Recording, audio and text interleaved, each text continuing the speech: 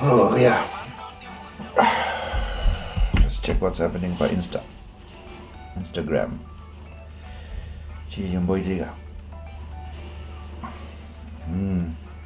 Kaz Khalif. It's a new song again. Boom Slang Away. Shumba Clothing. Hey. Munashe Maidens Way. I don't think I get Munashe. Who's this one now? This is who? Zim Celebs. What would you go? Who is your favorite Murungu Pamavete H Zimba? Who are these? Oh, Diana. Oh, this is Michelle. Hey, Michelle. I don't know get that Michelle. I don't go now get to my video. Do I go? Imagine that. Oh. Kansani Cody. Cody. Indaanza ati Cody ndi mwana wa Bidz. Kuma Bidz.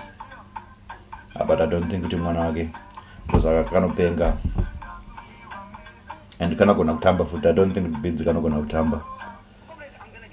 Hey, Comrade Fatso. But Blaz mukutara ne wanu wakuru kaiwe. Okay. So indiana.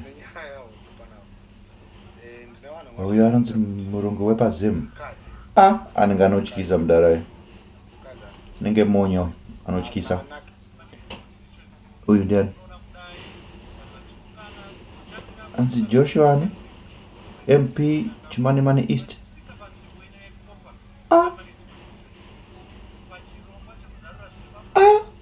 Pachiromba baba. But Blaza anonyatsoitsenga chishona uyu. Hey. Atobuditsa tsumu nemadimikira chaidzi. Hanzi kukona mugwagwa. Aikona road.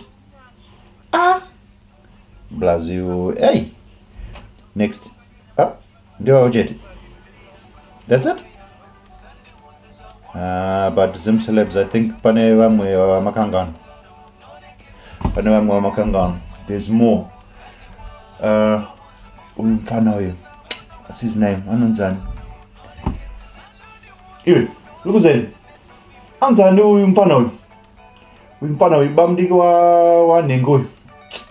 Wa eni. Anzani. Anzu gubu. Oh, Gujuru. Zim Celebs makanga magujuru ga. Gujuru. Ne umwe futi uyu anzani Jema. Jema mununkuru. Jema? Akutoita masongs ake nana gafa. Winky D. Jema, you can't forget Jema. Voting. No, we can't vote.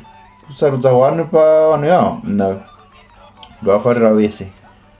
My vote is Zim Celebs. Put Jema on the list. Put Jema. And if there's anyone else wa makangano, put them on the list. That's my vote.